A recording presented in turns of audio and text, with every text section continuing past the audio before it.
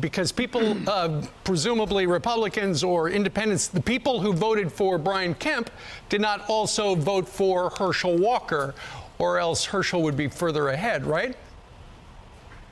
Yeah, I think first of all, Governor Kemp, like many Republican governors, had a big night. Probably spent the end of Stacey Abrams' career in politics.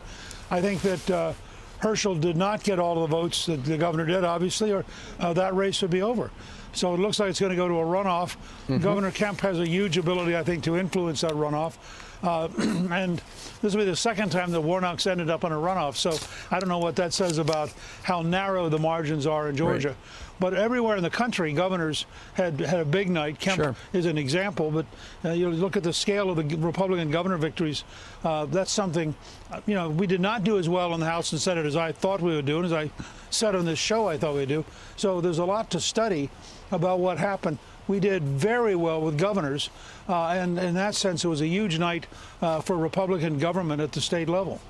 Newt, you're absolutely right. The big red wave that was predicted has not happened yet, and the balance of power still hangs in the balance. But according to national exit polls, it looks like abortion and democracy were two big issues with people who actually voted. And right now, Republicans are at 200 in the House. They need 218.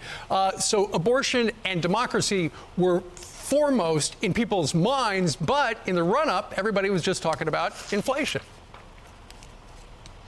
Yeah, well, as I said, I was surprised because I thought with the inflation rate and the price of food and the price of gasoline, with the crime rate that we have seen, with the border as open as it is, with some 4 million plus people coming across illegally, I thought all those things would have made for a very big Republican night.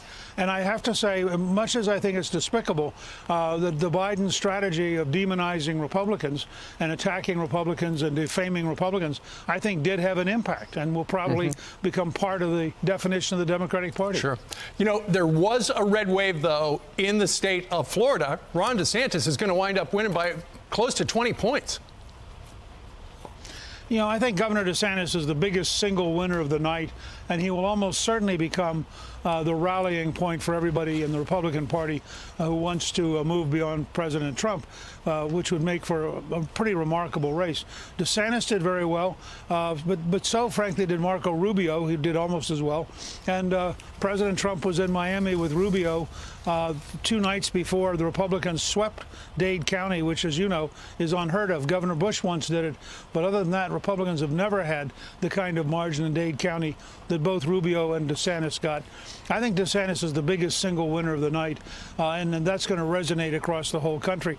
But Republican governors in general, like Governor Kemp, like Sununu, like DeWine, Abbott, all of them did very, very well last night. All right. Newt Gingrich, join us with the post-game show. Newt, thank you very much. Thank you.